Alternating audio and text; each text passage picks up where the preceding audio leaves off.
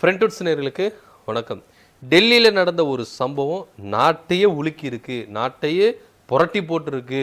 பொதுமக்களிடையில நீதிக்கு மேலான நம்பகத்தன்மை குறித்து ஒரு கேள்வி எழும்பியிருக்கு அப்படின்னா அது மிகையாகாது. ஏன்னா பொதுவாக ஒரு விஷயம் சொல்லுவாங்க, நீதிபதிகளுடைய கருத்தையோ நீதிபதியோ விமர்சிக்க கூடாது அப்படின்னு சொல்லுவாங்க. ஆனால் இந்த விவகாரம் பாமர மக்கள் முதற்கொண்டு பட்டி தொட்டி வரைக்கும் இந்த விவகாரம் பேசப்படுது அப்படின்னா அதில் என்ன மாதிரி விஷயங்கள் நடந்திருக்கு அப்படின்றத உண்மை விசாரணை வேண்டும் அப்படின்னு சொல்லிட்டு தான் எல்லாருடைய கருத்தாக இருக்குது. டெல்லி உயர்நீதிமன்றத்தோட நீதிபதி யஷ்வந்த் வர்மா அவருடைய வீட்டில் வந்து கட்டுக்கட்டாக வந்து என்ன பண்ணிருக்கு, பணம் கிடச்சிருக்கு. பாதி எரிந்த நிலையில் அவங்க வீட்டில் வந்து தீ விபத்து நடந்திருக்கு. ஸோ தீயணைப்புத்துறை என்ன பண்ணியிருக்காங்க, தீ அணைச்சிருக்காங்க. தீ அணைச்சிட்ட பிறகு பார்த்தீங்கன்னா 4 முதற்கொண்டு 5 மூட்டைகள் நிறைய பணத்தை கட்டுக்கட்டா பாதி எரிந்த நிலையில் என்ன பண்ணியிருக்காங்க, கண்டுபிடிச்சிருக்காங்க. இது வீடியோ எடுத்து என்ன பண்ணியிருக்காங்க, விட்டுருக்காங்க. ஸோ இந்த விஷயம் இப்படி பரபரப்பாக பேசப்படும் போது உச்ச நீதிமன்ற கொலிஜியம் என்ன பண்ணியிருக்குன்னா, டெல்லி உயர் நீதிமன்ற தலைமை நீதிபதிக்கு ஒரு சர்க்கிள் அனுப்பியிருக்காங்க. என்ன விஷயம் ஏது விஷயம் அப்படின்னு விசாரிங்க. இது எப்படி அப்படின்னா, மக்களிடையில வந்து பார்த்தீங்கன்னா நீதித்துறை மேலே இப்பவும் ஒரு நம்பிக்கை இருக்கு. நியாயமா நீதியை வந்து சொல்லுவாங்க நீதி அரசர்கள் அப்படின்னு சொல்லிட்டு இப்போ நம்பி இருக்கு. நான் இவங்க எல்லாரையுமே சொல்லல, ஒரு இது மாதிரி ஒரு சிலர் இருக்கிறதுனால சில பல கேள்விகள் வந்து நம்மளுக்கு முன்னாடி வந்து என்ன பண்ணுது, விழுது அப்படின்றது தான் இங்க வந்து குறிப்பா சொல்ல போனோம். இப்படி ஒரு நீதிபதி வீட்டில் கட்டுக்கட்டா பணம் இருக்கு, இதை குறித்து விசாரிங்க அப்படின்னு சொல்லும்போது அந்த டெல்லி கமிஷனர் இருக்கார்ல அவரையும் கூப்பிட்டு என்ன பண்ணிருக்காங்க, விசாரணை பண்ணிருக்காங்க. கிட்டத்தட்ட வந்து என்ன பண்ணிருக்காங்கன்னா, அந்த உயர்நீதிமன்ற நீதிபதி யஷ்வந்த் சர்மாவுடைய தொலைபேசிகள் அலைபேசிகள் எல்லா ரெக்கார்டு எடுக்க சொல்லியிருக்காங்க. அவங்க வீட்டில் யார் யாரெல்லாம் போலீஸ் பாதுகாப்புல இருந்தாங்க, லோக்கல் போலீஸு, மத்திய ரிசர்வ் போலீஸ், இவங்க எல்லாருடைய டீட்டெயில் என்ன பண்ணிருக்காங்க, கலெக்ட் பண்ணி சொல்லியிருக்காங்க. கிட்டத்தட்ட 3 மாநில தலைமை நீதிபதிகள் முதற்கொண்டு குழு அமைச்சிருக்கு உச்ச நீதிமன்றம். இதுல டெல்லி உயர் நீதிமன்ற நீதிபதி யஷ்வந்த் வர்மா இருக்கார்ல, அவர் என்ன சொல்றாருன்னா, இந்த பணம் எப்படி வந்ததே எங்களுக்கு தெரியாது, அதுவும் ஸ்டோர் ரூம்ல எப்படி வந்ததுன்னு எங்களுக்கு தெரியாது அப்படின்ற மாதிரி சொல்றாரு. இந்த பணத்துக்கும் எங்களுக்கும் சம்பந்தம் இல்லை. எங்களுடைய பண பரிவர்த்தனை பார்த்தீங்கன்னா யூபிஐ மூலியமா, டிஜிட்டல் மூலியமா தான் நாங்கள் என்ன பண்றோம், கார்டு மூலியமா யூபிஐ மூலியமா தான் நாங்கள் வந்து என்ன பண்றோம், டிரான்சாக்ஷன் பண்ணிட்டு இருக்கோம். இந்த பணத்துக்கும் எனக்கு எந்த சம்பந்தமும் இல்லை, இந்த பணம் எப்படி வந்ததுன்னே எங்களுக்கு தெரியாது அப்படின்னு சொல்றாரு உயர்நீதிமன்ற நீதிபதி.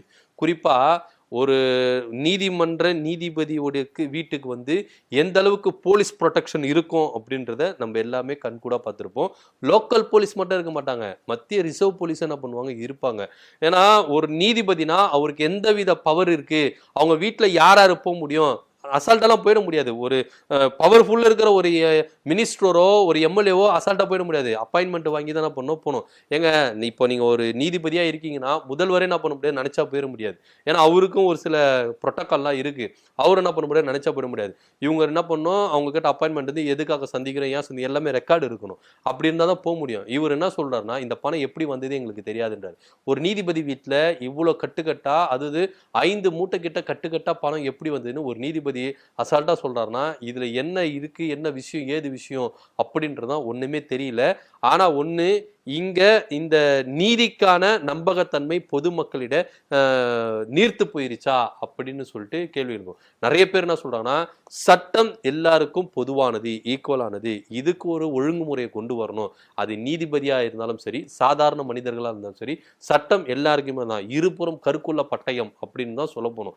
சட்டம் எங்களுக்குனாலும் பொதுமக்கள்னாலும் அதுதான், நீதித்துறையை சார்ந்தவர்களுக்காக இருந்தாலும் அதே தான் அப்படின்ற மாதிரி தான் இருக்கு. அதை தான் நிறைய பேர் என்ன பண்றாங்கன்னா, திமுக எம்பி வில்சன் போன்றவங்க என்ன பண்றாங்கன்னா, இதுக்கு ஒரு ஒழுங்குமுறையை மத்திய அரசு என்ன பண்ணணும், நியமிக்கணும். இந்த விவகாரத்தை உன்னிப்பா கவனிச்சு இதுல உண்மைத்தன்மை எது அப்படின்னு சொல்லிட்டு, சோ இது 19வா வந்து கடந்து போகாம உண்மைத்தன்மையை விலக்கி சொல்லணும். ஏன்னா பொதுமக்கள் மத்தியில இன்னமும் நீதித்துறை மேல ஒரு நம்பகத்தன்மை இருக்கு. அந்த நம்பகத்தன்மையை போக்கிடாதீங்க அப்படின்னு சொல்லிட்டு தான் வில்சன் போன்றவங்க சொல்றாங்க. சோ இதுல உச்ச நீதிமன்றம் இன்னும் ஒரு சில விஷயங்கள் சொல்லியிருக்கு. என்ன அப்படின்னு பாத்தீங்கன்னா, இந்த நீதிபதிக்கு யஷ்வந்த் வர்மாவுக்கு வந்து டெல்லி நீதிமன்றத்துல அவருக்கு எந்தவித வழக்கும் ஒதுக்கக்கூடாது, அவர் வந்து முழுக்க விசாரணை பண்ணணும் அப்படின்னு தான் சொல்லியிருக்காங்க. இதுக்காக குழுவும் அமைச்சிருக்காங்க. இதை குறித்து நாடாளுமன்றத்தில் கேள்வி எழுப்புறதுக்கும் காங்கிரஸ் போன்ற எதிர்கட்சி தலைவர்கள்லாம் வந்து என்ன பண்ணிருக்காங்கன்னா, கடிதத்தை கொடுத்திருக்காங்க. ஸோ இந்த விவகாரத்தை குறித்து மத்திய அரசு தீவிரமா செயல்படணும். ஸோ இந்த பணம் எப்படி வந்திருக்கும், யார் மூலியமா வந்திருக்கும், எந்த விதத்துல வந்திருக்கும் அப்படின்றத முழு விசாரணை வேண்டும் அப்படின்னு சொல்லிட்டு தான் எல்லாரும் வந்து என்ன பண்றாங்க, விரும்புறாங்க. இதுல மத்திய அரசு ஓரவஞ்சனை காட்டக்கூடாது, எந்தவித பாராபட்சமும் காட்டக்கூடாது. உண்மையா இந்த பணம் எப்படி வந்தது, ஏன் வந்தது அப்படின்றத முழுமையா விசாரிக்கணும் அப்படின்னு சொல்லிட்டு தான் எதிர்க்கட்சிகளும் என்ன பண்றாங்க, நாடாளுமன்றத்துல கேள்வி எழுப்புறதுக்கு நோட்டீஸ் கொடுத்திருக்காங்க. இந்த விவகாரத்துல டெல்லி உயர்நீதிமன்ற நீதிபதி யஷ்வந்த் வர்மா என்ன சொல்றாருன்னா, இந்த பணம் எப்படி வந்ததுன்னே எனக்கு தெரியாது அப்படின்னு சொல்றாரு. ஏன்னா அந்த சம்பவம் நடக்கும்போது நானும் என் மனைவி இங்க இல்ல, என்னுடைய தாயாரும் என்னுடைய மகளும் மட்டும் தான் இருந்தாங்க, இந்த பணம் எப்படி வந்ததே எனக்கு தெரியாது அப்படின்னு சொல்லிட்டு அவர் ஒரு தரப்புல என்ன பண்றாரு சொல்றாரு. இன்னொரு பக்கம் உச்சநீதிமன்ற தலைமை நீதிபதி என்ன சொல்றாங்கன்னா, இந்த வழக்குல விசாரணை வளையத்துக்குள்ள அவர் கொண்டு வரணும், அவருக்கு எந்தவித வழக்கம் ஒதுக்கக்கூடாது, அவர் எந்த வழக்குலயும் ஆஜராக கூடாது அப்படின்ற ஒரு கருத்தை என்ன பண்றாங்க தலைமை நீதிபதி கொலிஜி என்ன பண்ணுது சொல்லுது. ஸோ இந்த விவகாரம் ரொம்ப குழப்பமாவே இருக்கு. ஒரே ஒரு விஷயம் தான், நீதிபதிகளுடைய எல்லாருக்குமே ஈக்குவலா ஒரு விஷயம் வேணும். அது நீதிபதிகளா இருந்தாலும் சரி, வழக்கறிஞர்களும் சரி, சாதாரண மனிதராக இருந்தாலும் ஒரு ஒழுங்கு முறை வேணும், ஒரு ஒழுங்கு நடவடிக்கை வேணும் அப்படின்றதான் எல்லாருடைய கோரிக்கையா இருக்கு. ஸோ இந்த விவகாரத்தை பத்தி நீங்க என்ன நினைக்கிறீங்க? நீதிபதி என்ன சொல்றாருன்னா, இந்த பணம் எப்படி வந்ததுன்னு எனக்கு தெரியாது, என் வீட்டு ஸ்டோர் ரூம்ல எப்படி வந்ததுன்னே எனக்கு தெரியாது அப்படின்னு சொல்லிட்டு அவர் ஒரு ஸ்டேட்மெண்ட் சொல்றாரு. ஆனா முழுக்க முழுக்க இது நீதிபதி வீட்டுல இருந்து தான் நாங்க இந்த பணத்தை வந்து கையகப்படுத்தணும் அப்படின்னு சொல்லிட்டு போலீஸ் கமிஷனர் முதற்கொண்டு தீயணைப்பு துறை வீரர்கள் என்ன பண்றாங்க, தெள்ள தெளிவா சொல்றாங்க. வீடியோ ஆதாரங்களும் நம்மளுக்கு சொல்லுது. இதை பத்தி உங்களோட கருத்து என்ன அப்படின்றத கீழே கமெண்ட் பண்ணுங்க. நன்றி, வணக்கம்.